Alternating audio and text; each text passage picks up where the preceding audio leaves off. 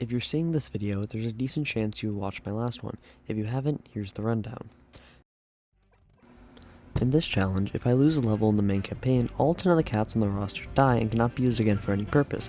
Additionally, seed tracking is banned. We beat Empire Cats without losing once, which to be honest was completely expected. Empire Cats is relatively really easy. The early stage of Into the Future, especially Chapter 1, is quite easy, so there's not a lot to talk about. However, I would like to say that, sorry that this video took like 30 years to come out. I got so lazy while making this.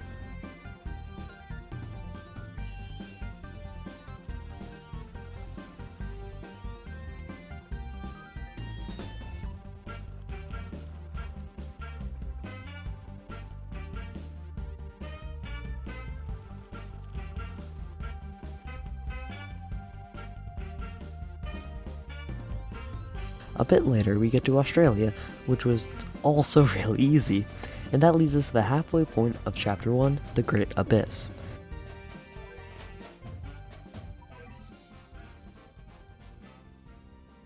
This level is filled to the brim with strong aliens, and the boss. Iron Face is relatively threatening, especially amongst most enemies we've found so far. Iron Face is around 60% as strong as Spawn Bun and Empire Cats, who I managed to beat really easily, to be honest. I started off by not paying much attention and just deploying Dragon Cats, however, the boss was starting to near closer as my units got closer to the base. Iron Face appeared and very quickly started moving through my defenses. Along with the supporting enemies, the boss pushed me almost to my very own cat base. My Uber, Momotaro, had been knocked down, and I had to sustain myself until I could spawn another one. Even from there, it wasn't easy. I was still stuck in my base, facing constant pressure. Luckily, the bulk of the supporting enemies had stopped and I was able to face the boss mostly head-on. With the remaining cash I had, I managed to fight through and defeat the boss, even with Momotaro dying for the second time. And with that, I had gotten to the halfway point of Chapter 1, and most of the levels after this weren't nearly as threatening. Madagascar was difficult, and honestly I thought I was going to lose, but I managed to get through, albeit a bit sloppily. I got to relax with the next few levels, so they were all rather easy.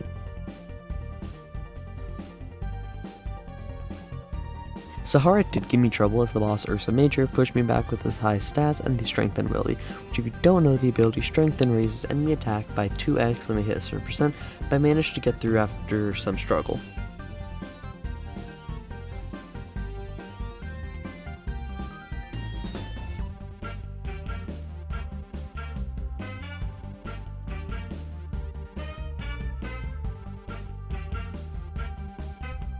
Ghana was filled with a ton of strong angel hippos. South Africa had another Ursa Major and a one horn. Argentina was filled with a bunch of whatever the hell this is. Easter Island was easy, and so was Machu Picchu.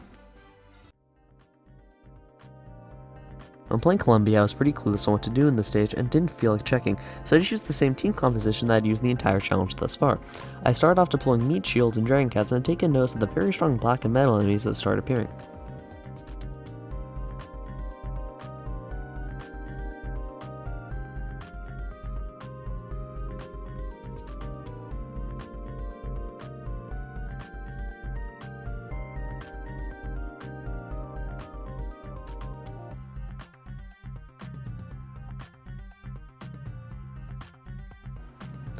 I ended up losing really quickly, marking the first loss in this challenge, which to be honest was way sooner than I thought I would lose.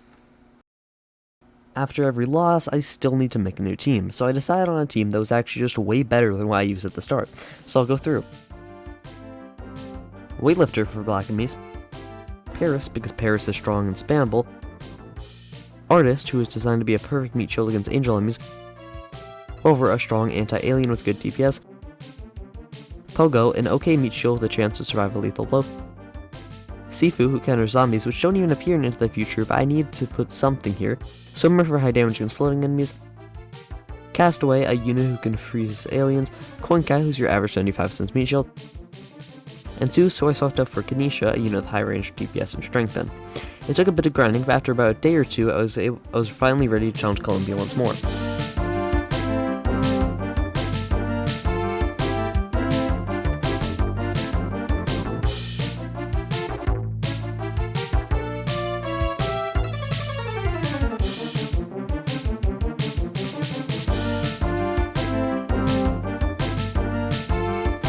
My second time around, it went much better than I expected, and I had finally beaten Colombia and got to progress on to new levels. New levels such as Mexico, with tons of one horns and a couple of red faces, but despite not having a red counter, managed to get through just fine.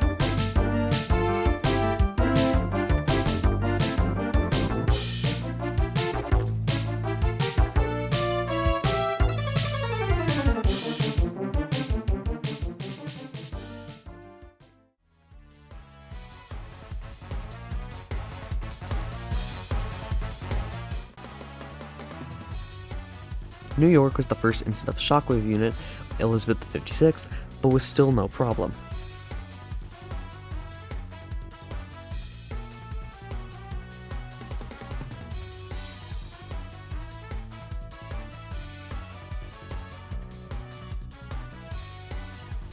I had now made it to NASA, one of the hardest levels in the chapter, but like, low-key was not worth mentioning in the script. I'm not sure why I wrote this.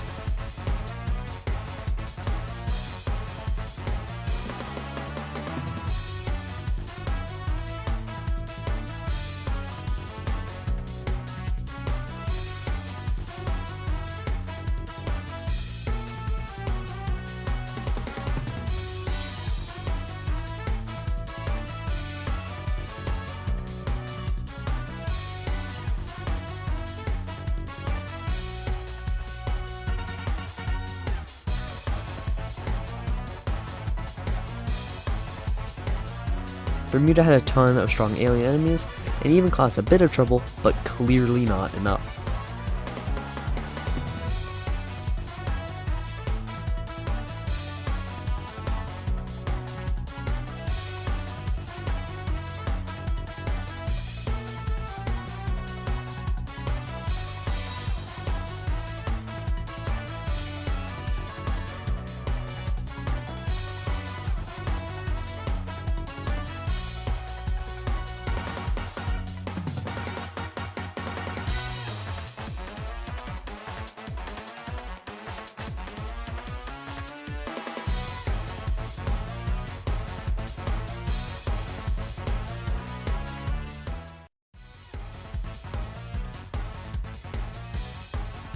The floating continent is usually a hard challenge, but it's literally chapter 1 of Into the Future. With Artist and Rover, it's kind of impossible for me to say anything interesting here.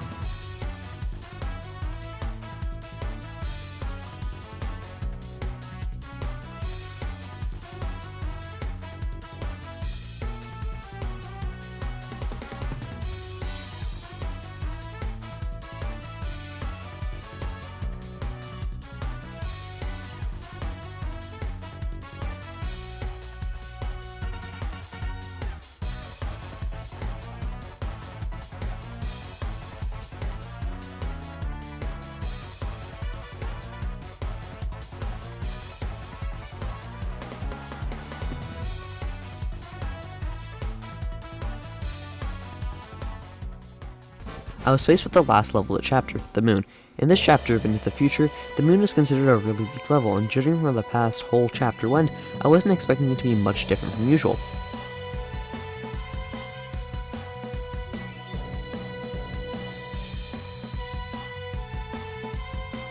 I pretty quickly got the first knockback,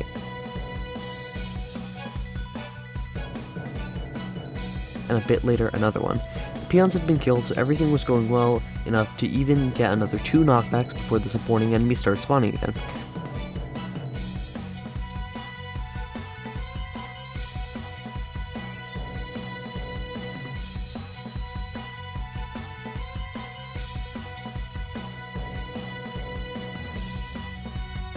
I pushed the boss and the supporting enemies back to the base, which was a bit of a mistake on my part. Multiple stronger enemies started appearing at once, and things weren't looking good.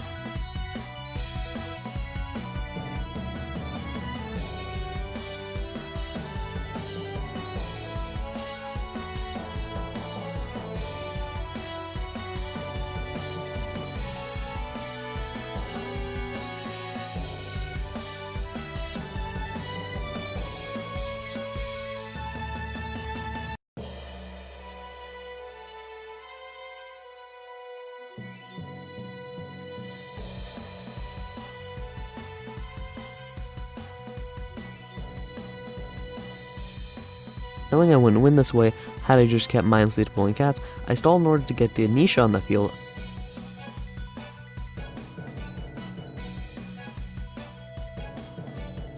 Thanks to my meat shields, Ganesha stayed long enough to activate Strengthen and kill most of the strong supporting enemies. Ganesha was able to stay alive with the help of my other cats and finished Klee 1 off pretty shortly.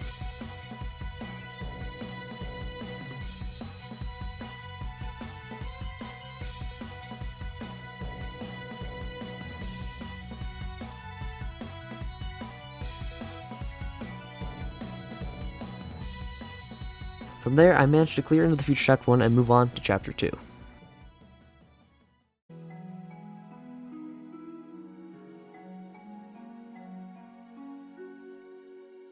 Between starting into the future Chapter 2 and completing Chapter 1, I had about 2 entire months of mostly doing nothing.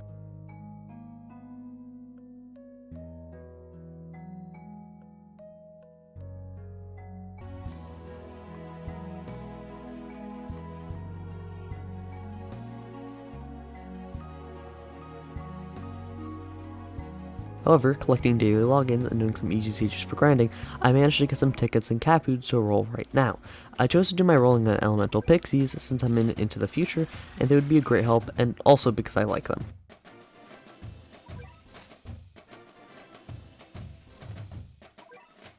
And I got Volta, my favorite cat in the game, and one of the single best units I could have asked for, with its amazing base stats and anti-alien abilities.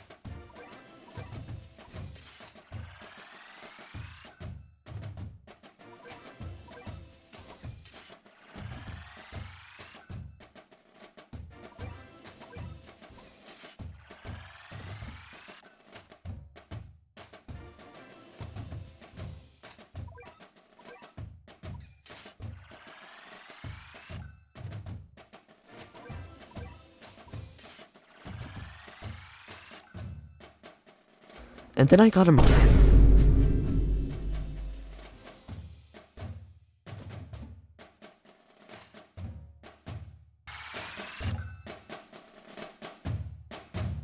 A few days later, I rolled a few tickets on Uberfest, and I managed to get both Hades and Jurassic as relevant units.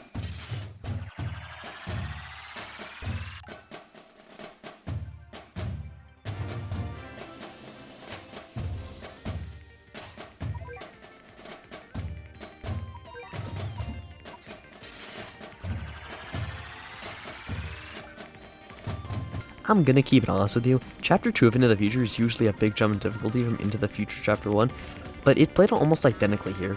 Even difficult levels felt the same, if not significantly easier with the addition of Volta, who can now beat every alien in the game with ease.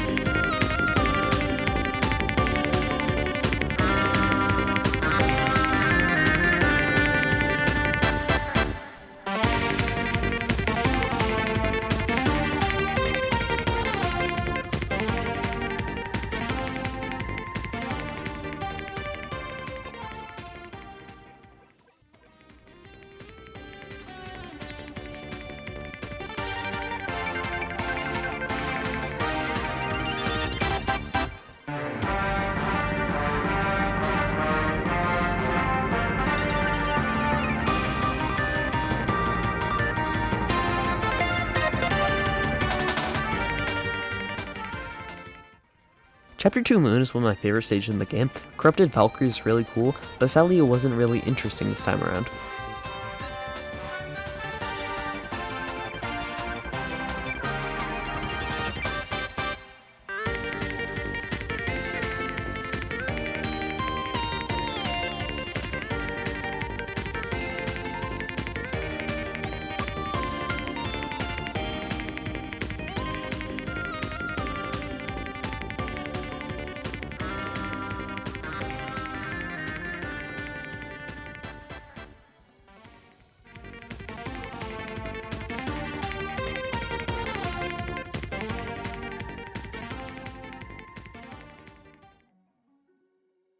Unlike Chapter 1 and 2, Chapter 3 of Into the Future is actually really interesting. There's more than just deploying Volta and calling it a day.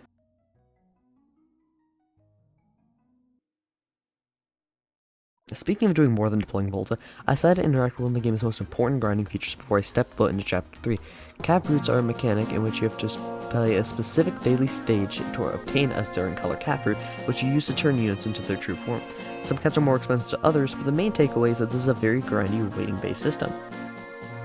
Before Chapter 3, I decided to true form Paris and Artist Cat, however I need to be able to beat the lowest difficulty of every single cap root stage, so I could true form them.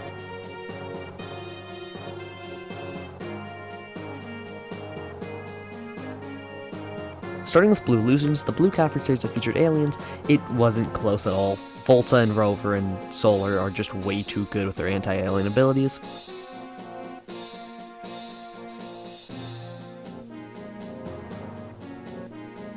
Even without red counters, Red Passions was a really easy stage, and so were the rest of them, to be honest.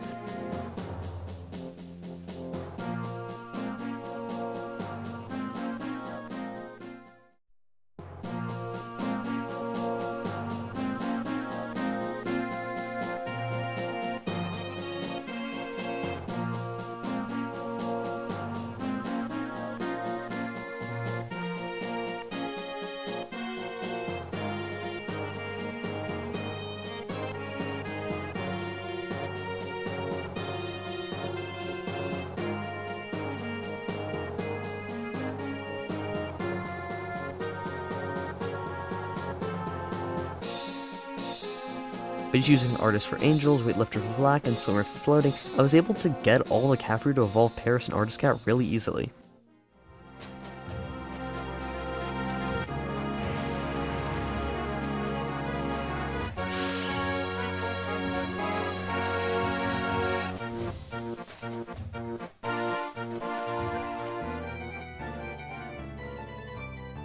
Just like usual, the start of any story chapter isn't too bad until the midpoint or so. The newly evolved Paris and Ramen, the team was easily able to pull the weight even until the Great Abyss.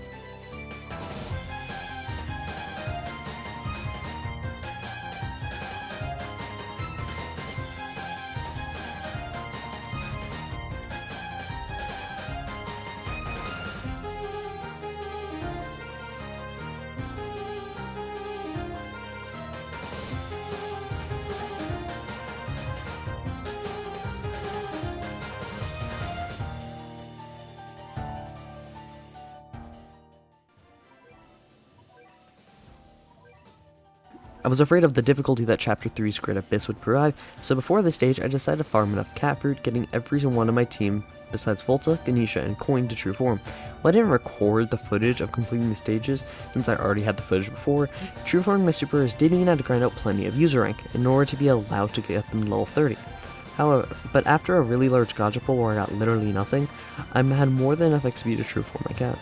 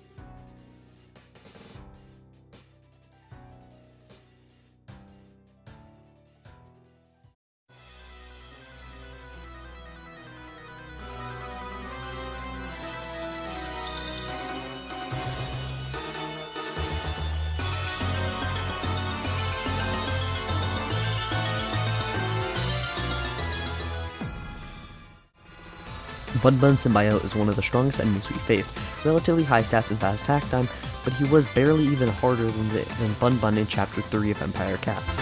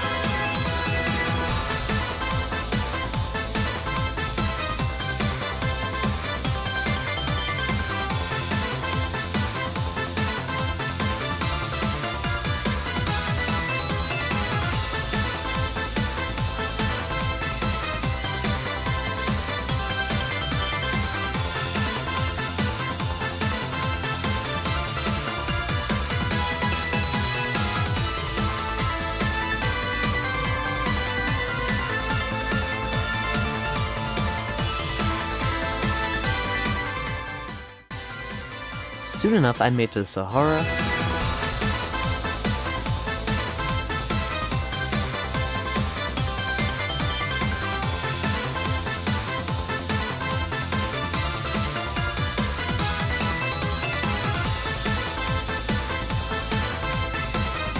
then Mexico,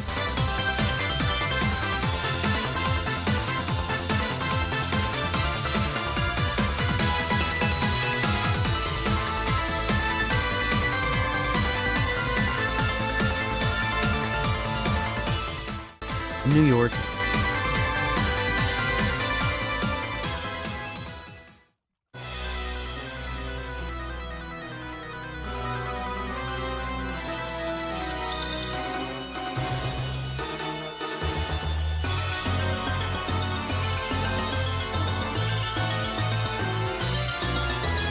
and NASA.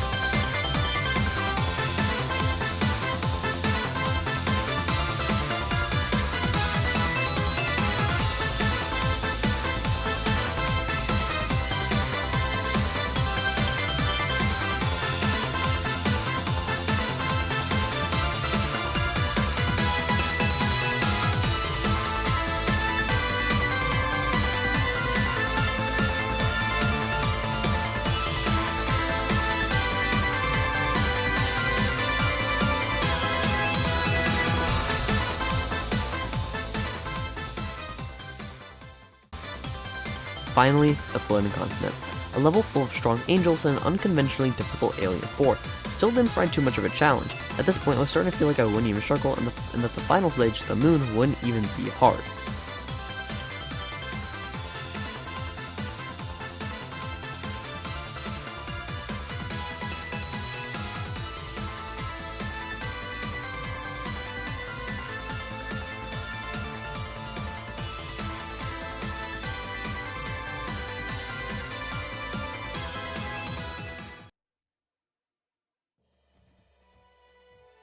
At this point though, I figured there were no more preparations left for me to do.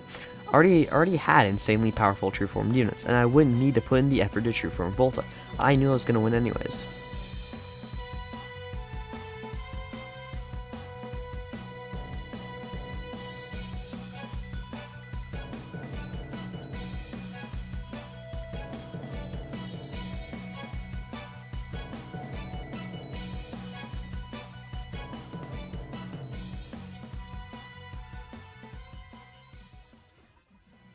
I happened to trigger the boss early, but things were still looking good.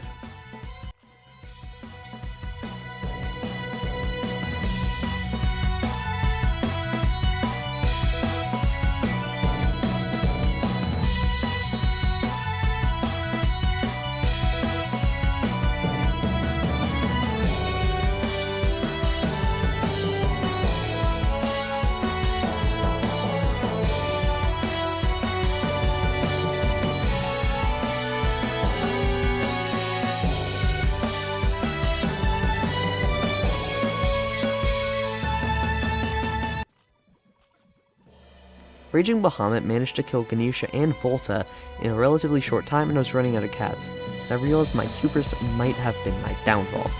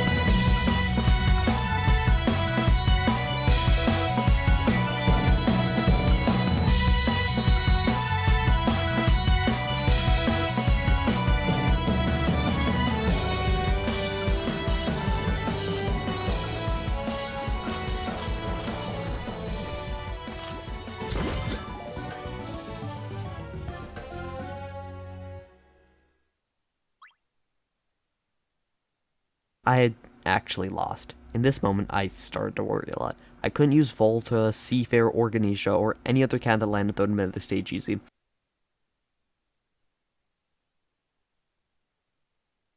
Because of the nature of this challenge, all I could do was scramble to throw a team together and figure out a plan.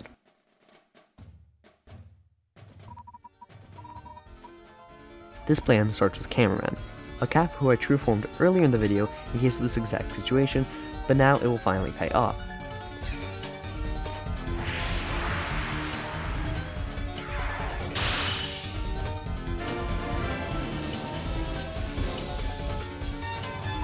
Cameraman is a unit with excellent cooldown cost relative to his DPS. By using Cameraman and a few other units I had lying around, I managed to clear the Keifu stage and promote Masai Cat into Jiangxi. True forming Cameraman in Jiangxi was a great first step, however this wasn't going to change anything, and I didn't have many things to roll tickets on, so naturally I decided to attempt the Craze Cat stages. The Craze Cat stages all have a significantly stronger version of your normal cat, but on reward you get that cat as your own. To be honest, this part of the run was confusing, hard to remember, and I don't even remember when I got Can, True Form Hacker, or what order I cleared the stages in.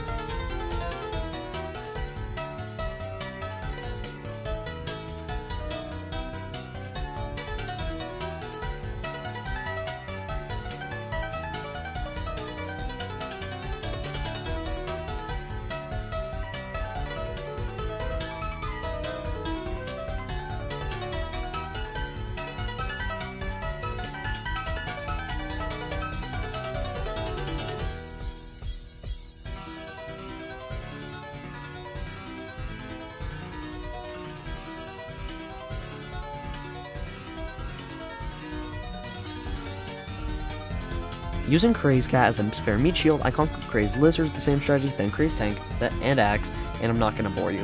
The main idea of this is that we now have powerful Craze Cats, namely Craze Tank and Craze Macho, function as objectively better versions of the normal villains we lost so long ago in Chapter 1 of Columbia.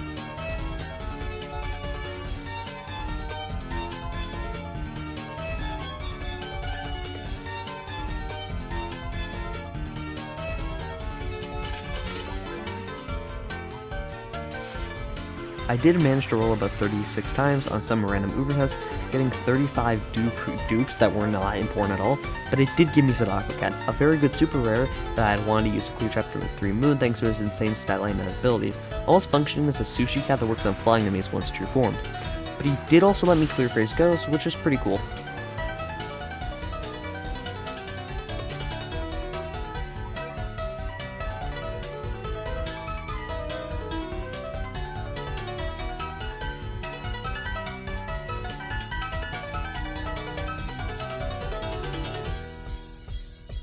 I spent the next month or so grinding cat food on zombie outbreaks and Stories of Legend in order to roll on an upcoming Elemental Pixies banner, but alas I didn't get anything. At this point, I already had a lineup formed and truly had no choice but to reattempt Chapter 3 Moon for what would realistically be my last chance.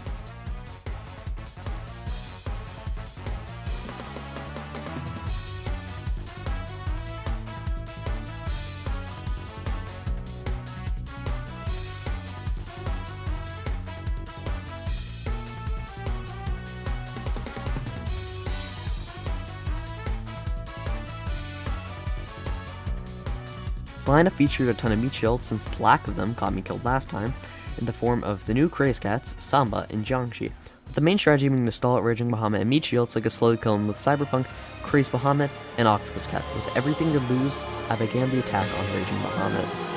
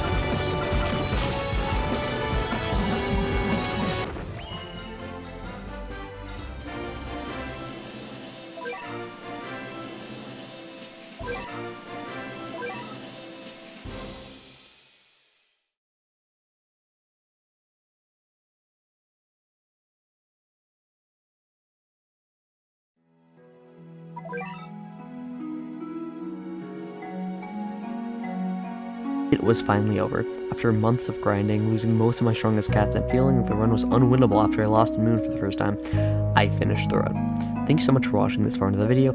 I genuinely cannot believe I got around to finishing this. I'm sorry for how long this took. I'm going to attempt Cats of Cosmos next, but I'll probably need to make a few decisions about the run, do a ton of grinding, and still probably lose.